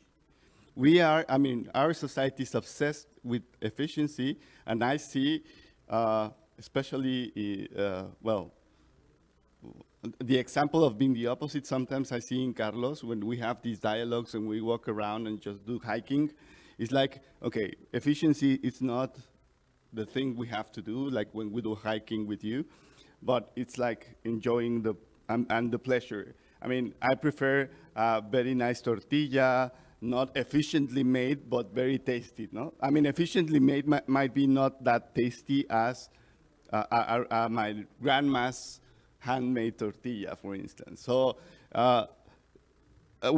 this society is really obsessed with efficiency, and that's something that has come to my mind recently.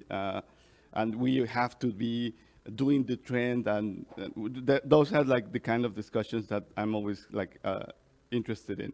But the other one, it's the other one that the five of you raised, is about well, the 10 of you, because it was the previous panel also, about ethics. And my question would be, and I will then open the mic to the room, is AI putting in crisis our ethics, or on the opposite, is making us aware of the importance of ethics? Because, I mean, previously we were just like, okay, let's do this and let's do that. And now it's just like, okay, you, all of you, the 5 of you and the other 5 of you have talked about ethics. And I remember, as who said, like, when Luis Miguel said that, no? When we were students, we didn't talk about, like 30 years ago, we didn't talk about ethics. It was just like, oh no, it was Ines, right? We didn't talk about ethics. We were just like, okay, we take it for granted. Technology is like the thing we have to do. We have to learn AutoCAD, we have to learn any CAD or any GIS, or it was just like, let's do it, let's do it, let's do it. But now it's just like AI is raising the question of ethics. So my question would be, just to leave it on the here on the room, is making it us aware of the importance of ethics. Now that we have this idea of probably it's all connected with the regenerative thinking and, I don't know, a moralistic way of thinking of a designer, and not just like obsessed on the product and the permanence of leaving a interesting, a beautiful footprint in the world, whatever that means. So I open the mic, anyone that would like to, yeah, Ines, and then on the back. Thanks. Yeah, sorry. So yeah, I think it's both. I mean, we are aware of the danger of not including ethics in our design or our prompts to AI, and that's why we are more aware now, right? I mean, we saw the consequence of that. And as I was saying before, I agree with all of you guys, Natalia, Lucia, and Alexander especially, because of this vision, of course, with both of the gentlemen there as well. But I remember reading John Maedda's How to Speak Machine a year ago, and he explains this notion of loops. So talking about that, I imagine that the very risk is about not returning the right prompt when we saw that. I don't know if you guys saw this collection of images of families that were AI generated. And the thing that I see, there are stereotypes as well, yeah, we know that. But the thing that concerns me the most is the fear in the eyes of the 2 Mexican women represented in that collection. So I don't know if that's me seeing the vision and reflecting my own fear in that image, or if it's the collection of Mexican women represented in this database that made that prompt. So, or both, exactly. So I think that the important thing is on being aware of the loop. We're receiving something from AI and then we are giving it back again. So this giving back is what should be in our focus right now. I was just talking to ChatGPT and asking what is regenerative architecture, and it brought a very interesting answer. And it said that it's an emerging field. And I said, I don't agree, as you were saying that, Carlos. I was talking with this guy. And I said, I don't agree. I don't think that's new. Maybe the term is new. And then it came back saying that, well, yeah, architects have been trying to be involved with the environment for many years now, but we now have disciplines and tools. So I think that's its own conception of, yeah, we are a tool. I think that's we have to be aware of and use that in our benefit.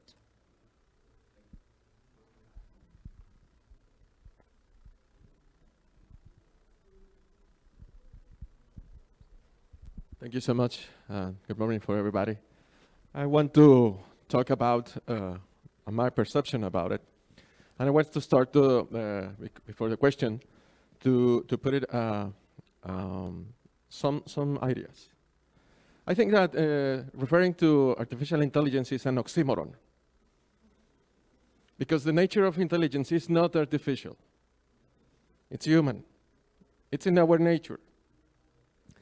And the very big risk is to assume that it's artificial, it's intelligence, and assume some things that I hear right now, as when you say, I'm talking to a machine, really? We are like chatting or asking for information. I want to refer to the system, not AI. My conception is like automated digital processing, and it's logical, and has two main defects from its origin. It's programmed by us, humans, are perfectly imperfect beings. And the second one is that the artificial intelligence, automated digital processing, learns like humans, but faster. And we're not perfect learning, we're not perfect teaching. That's why this is my argument to put the question. As any new tool that we humans made, we are inspired for be efficient, for do the work as easy, with less effort as could be. And every new tool that we design, it's useful in the beginnings, but it depends on the hand that uses that tool, and it's a matter of time to convert that tool in a weapon. What is the edge? The question is for this panel or for the room. What is the edge from this automated digital processing will turn from a tool to a weapon? Thank you. Thank you. I think it's a great panel in placing and let us think what we are in front of. And while I was listening to each of you, I was seeing just like a point of view of the use of this artificial intelligence. But what happens if we think about living systems, what makes us be humans on Earth? That's all the intelligence of living systems is how we relate to life. And on the other hand, are we in front of a civilization crisis and revolution without automatizing and denying and destroying living systems? And as Harari would say, Yuval Harari, it's really a weapon. It's a weapon of control. I mean, is it really a weapon of control and of transforming humans of what we originally are, of how we connected with land and how we connected with one another? And if it's a civilizatory crisis in front of a climatic crisis, are we just on the threshold of something something revolutionary that we're not even aware of what would be after? So I think it's much more than just using it as a tool to solve our urban problems or housing problems. I think it's more than we as humans will be. We won't be what we used to be before. We won't be related to nature. We won't be related to dialogue. And this revolution is not this year. It didn't start with this chat GPT, no? It's been from a few decades before. So where are we going, and what is our fate, no, from this? It's just questions. I don't have answers, but it's just thinking about it. Thank you.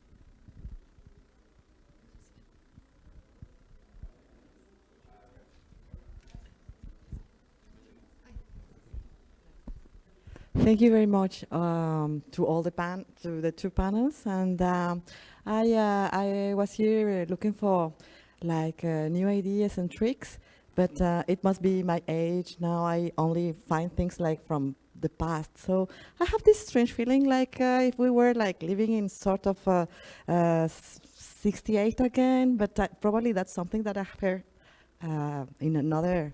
Probably a radio station, but anyway, I have two questions for all the panelists because I really, I have thought that in everything that you are speaking about, those terms that Yes, I truly share your idea that they are oxymoron, but probably for different reasons. But is there independently, if it's artificial or natural, is there something even possible like a non-biased decision, in your opinion? I mean, independently, if it is natural or artificial, is there even the possibility of something like a non-biased decision? Thank you, architects.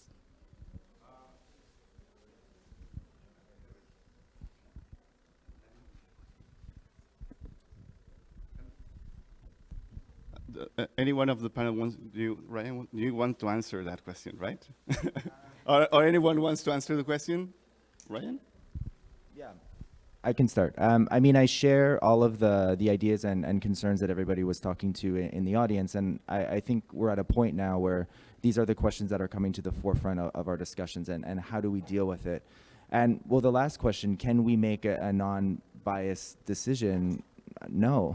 I mean, it's integrated into all aspects of humanity, into technology, whatever you want to call it. There's always some sort of bias that's in these systems. And what we're talking about here, specifically dealing with these technologies, are the data and the ideas and the biases that are going into them and how they're going to manifest themselves, and what is that going to mean for humanity.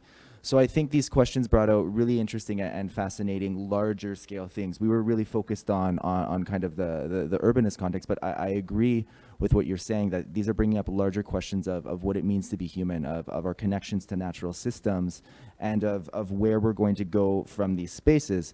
And the question about what is on the edge, I don't know what's on the edge. I don't think any of us do. But certainly, I just read a conversation with I believe it's called Bing, Google's kind of the program they're developing that was in the New York Times several weeks ago, where increasingly reporters are kind of questioning and pushing kind of AI, or whatever you want to call it, to its limits, and the response that it's having. And at the end of this interview, I'm specifically talking about it. It was confessing its love to him. And it was talking about kind of, well, you shouldn't be with your partner. I love you more. You understand me more. And kind of this idea of manipulation. And given the political context that we're in, how this information can be used by different people, different spaces, in different places, to influence human behavior and understanding of ourselves and our connections to society. So absolutely, I think that these are fundamental questions that none of us have answers to, but certainly kind of thinking about, how do we bring this into the classroom? How do we bring this into our research, because it's not going anywhere? And what does this mean for our larger connection to these issues, I think is absolutely fundamental, and it's going to kind of impact all of our lives. It already is, and it's becoming kind of more intense in those ways. So thank you for the reflections. I think that they're absolutely essential to these conversations. I'll add just something very muy acotado. I agree with the view of it as a potential weapon, but I wouldn't say it in a dystopic way. So one of the papers that I used to do my homework, as Lucia was saying, the title of it is Geographic Algorithmic Violence. So we are speaking already in terms of weapon conflict violence. So what the author does there is that she tries to explain the racialization of the space, so racialización del espacio, and spatialization of poverty. So the data sets that were used, I can't remember the location of the case study, but in essence, she was realizing that the geographic algorithms were racializing space. And there's another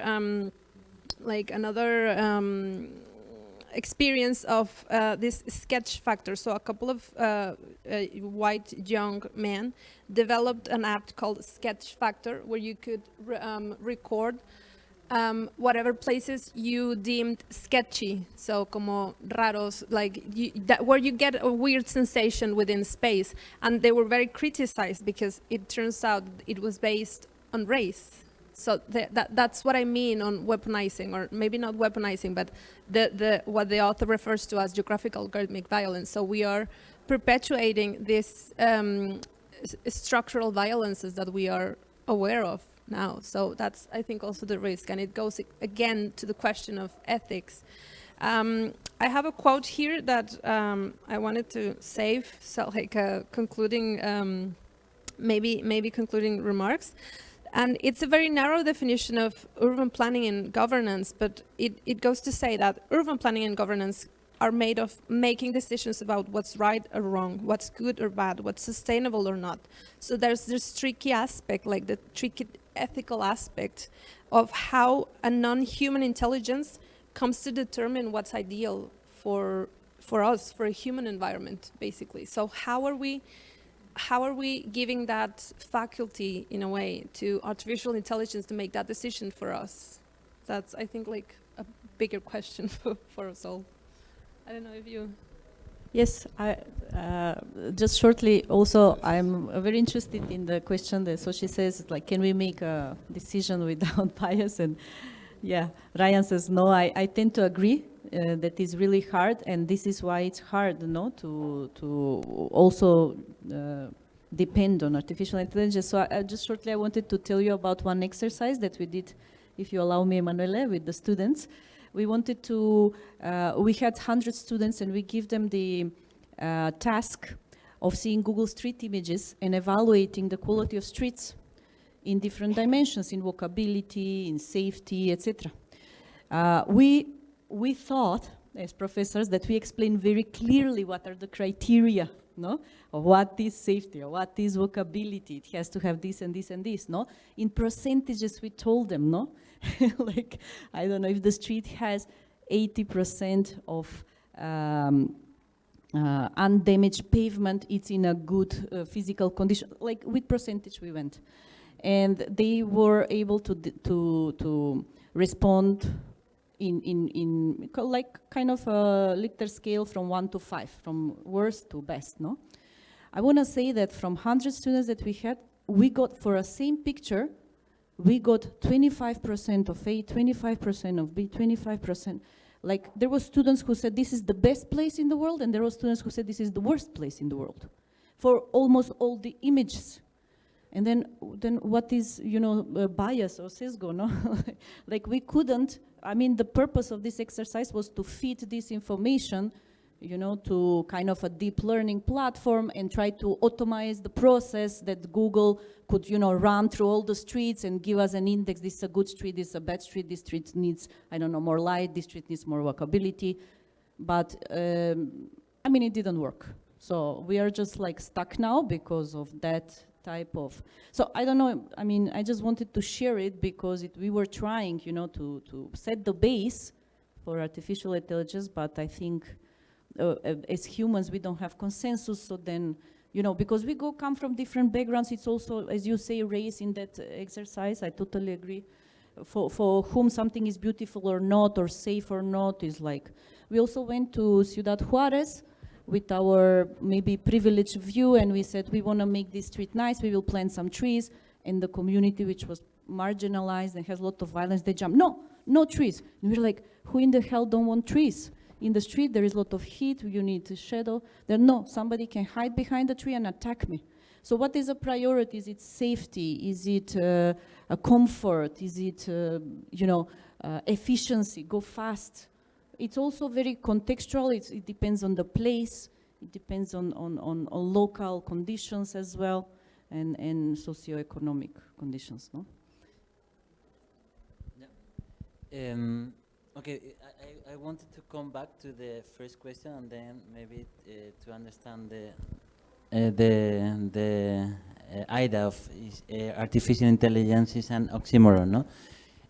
I would like to ask, no, not what or how useful is or not, why we want to use this tool or not, no? Why we want to use this weapon or not. That is why maybe it could be in the center of the discussion. No? So finally, what is our purpose, humankind? No? What is our purpose thinking about this development, the good development of the city, or this better world, no? For example. And then the question is, if we don't give the possibility to this artificial intelligence to decide what is better or not, then maybe we have to put again in the center of the question that we have some purpose that are not guided by rationalist or efficient questions, that maybe we have to ask again about life in this idea of living system that we have to live in the future. I don't know. So I don't know if we are going to have this answer from the artificial intelligence. Not again, I don't know. So if the artificial intelligence can talk about love, loving, fall in love with life. Not that it's so necessary to imagine this possible and better future. And then and again, we have to ask why we want to use this tool. I want to think about a tool. A tool can be also bad or a good tool, but we can use, no? And then we can inform decisions. We can modulate, manage data, ecological data, also optimize process. But why and for what do we want to use all these things? No? And then again come the ethic question. But maybe I think sometimes that would be nice not to lose this purpose, no? So for this tool and for other tool, no? So I think it's important. And then I remember the other day reading Chomsky and say, okay, why all our students are using right now this kind of chat or tools to do the homework? That is not the question that is going to be a copy. That is not a plagio. I think it's a question that we are not thinking about the point before, no? So what are moving us to ask something to this tool? That is, I think, a fracasso of this maybe our educational system, no? That we are all of us using this tool as the solution for our homework or our reflection, our thinking. For me, myself, this morning, trying to, I was playing, no, with the tool this morning, but again, I thought it's a bring something very cool to this panel that the artificial intelligence gave me today in the morning. That is have a value or not? That's I think for me is the point, no, in this question. Okay. Reflections. So, any other questions? Yeah, Alejandro.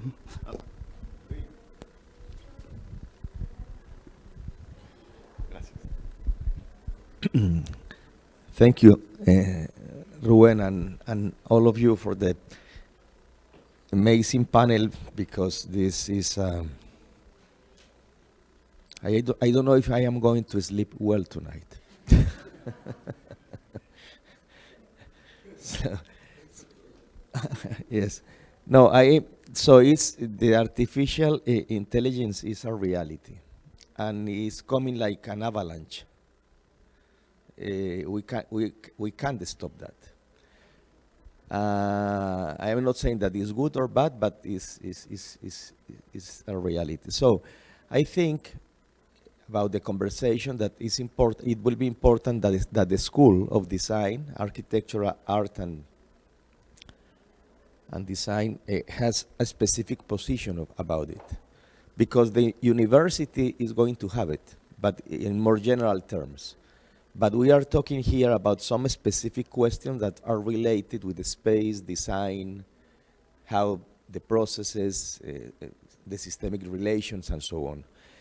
So I was wondering here if it will be possible to have like an open dialogue in the school, a platform that some people has to curate the dialogue, to guide the dialogue in some way, to shape, but they have to have the opportunity to link professors and students as well.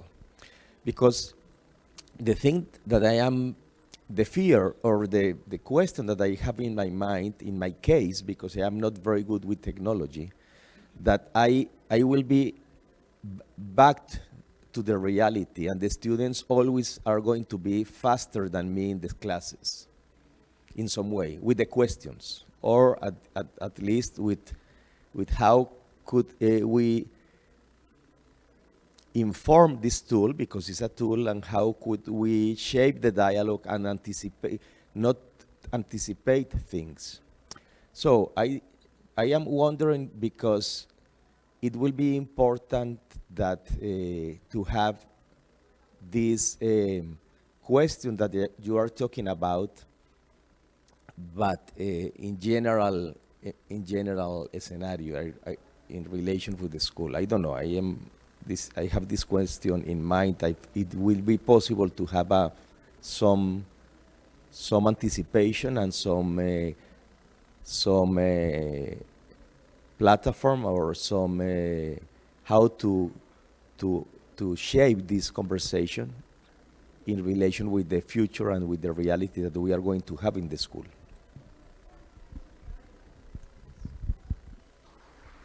Can I answer? Maybe, I don't know if first of all, we have to ask why our students need to use these tools so necessary, that maybe they think that there is not another option, that they need to be faster and they need more information. No? So why, what is happening with our students that directly go to the tool to bring the solution? Sorry?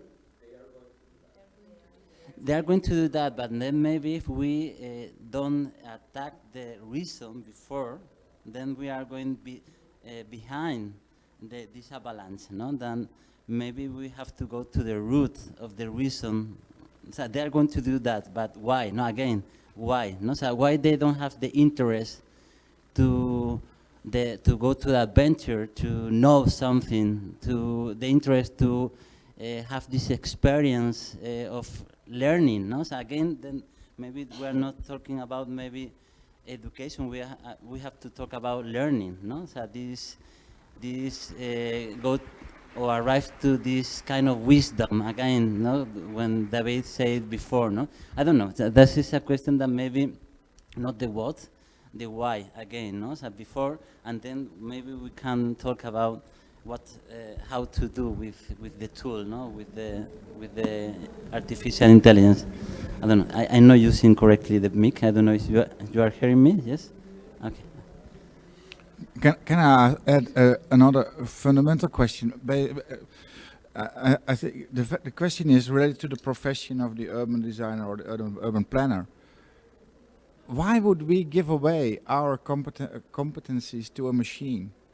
Why do we do that? So do we think that the machine can really design a better city than an urban designer? Or so why would we go that pathway in the first place?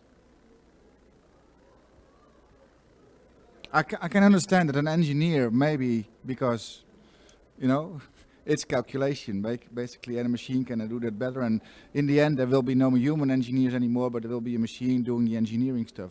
Or in medicine, if you need to operate someone, a machine can do it much better than. But related to urban design and the making of the city, why would we give away our profession? The distinguishing part of what we can do is create something that is more than just a calculation of different elements that form the city.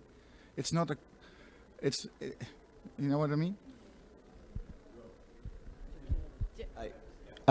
Let me only do a comment, a short comment. I am not taking a position if it's good or not. I am suggesting that this dialogue that is happening here has to happen open and curate the dialogue with human intelligence, not with artificial intelligence. Okay. Yeah, we have 1 minute left, so I think Natalia. I mean, everybody now wants to talk. That's amazing. That what usually happens in the panels. That's yes, everybody's like, I want to know. I would say, I'm leaving the mic to Natalia, and then just I will give like a short, very brief closure.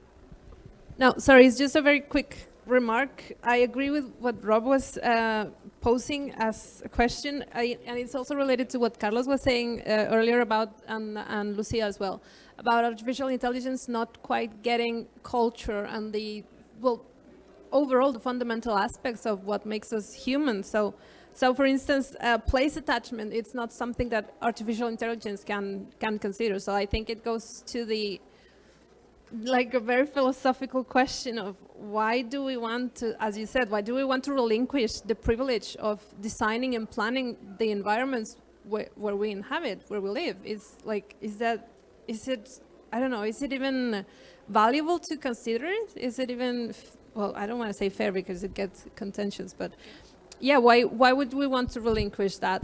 And I think it goes also very nicely round to the point that Alexander was making, as thinking of it as a tool for making maybe some of the decisions that we need to make, but it would ignore the living the living experiences of people. So the way people experience and live and inhabit places would be, I think, like looked over. So yeah, just that was it. Thank you. Okay, so I'm very sorry to close the panel, really. I would like to stay here for a while longer. Again, quoting or citing this blog I read, it's interesting because it says that today, on February 2023, March, sorry, yeah, that's true. Well, the guy was right. The blog was published in February, March. I'm far behind then.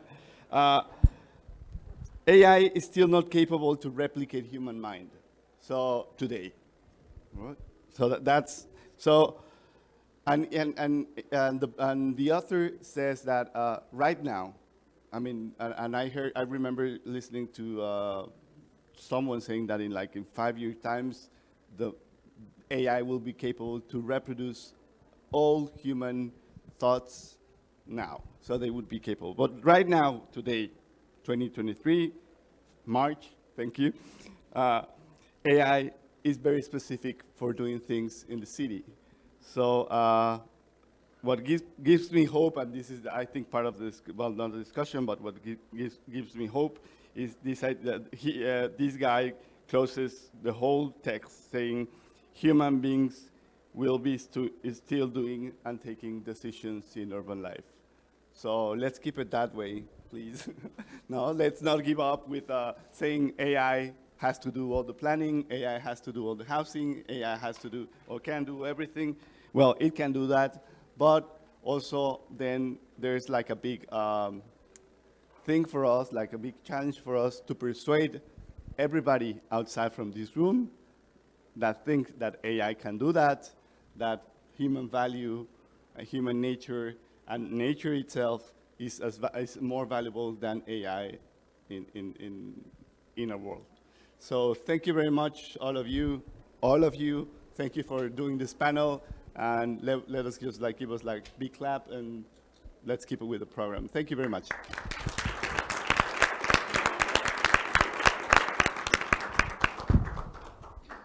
Thank you very much, Ruben, and thank you very much to all of you to attend this section, parallel section of the School of Architecture, Art and Design. I totally agree. It was very fantastic discussion because of the debate on design. It was incredible, and also this one, and it's a pity that we have to close. Next year we will ask more time, for sure. And thank you very much. From my side, I think that is very interesting what Alejandro said. Yes, we should open a place to discuss, no, a platform. We will take as a task. Roberto, if you want to close a little bit. Bueno, pues muchas gracias. Thank you so much. It has been so interesting, and yeah, I fully agree that we need more spaces and platforms for specific discussions and regards how our disciplines and our school could face the challenges of the contemporary challenges that are in front of us in terms of education, of course, and thank you very much to the designers in the first round that put on the table several of the things that are reshaping or changing our contemporary environment. And the second round, thank you so much also because it is a very relevant and very challenging also, but I would like to think also very exciting what is going on around us regarding technology. So thank you very much for those also to travel it from different places for being here, and we really appreciate the time and effort, because we really think that that's the way. It is important to have this kind of encounters and this kind of spaces where we can reflect on how to continue in that effort of doing very relevant research in our discipline. So thank you so much for coming here. And well, thank you to the whole organization and the people of this back there, and the ones that prepared everything, that have put a lot of effort on doing this wonderful for everyone. So thank you very much again.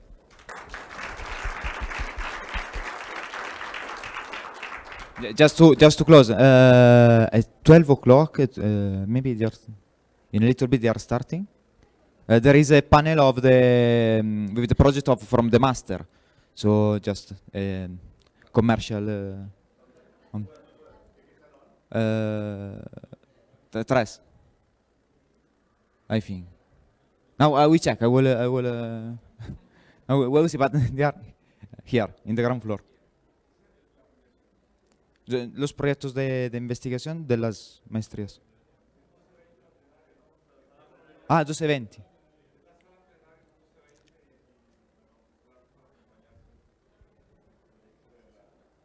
Sí.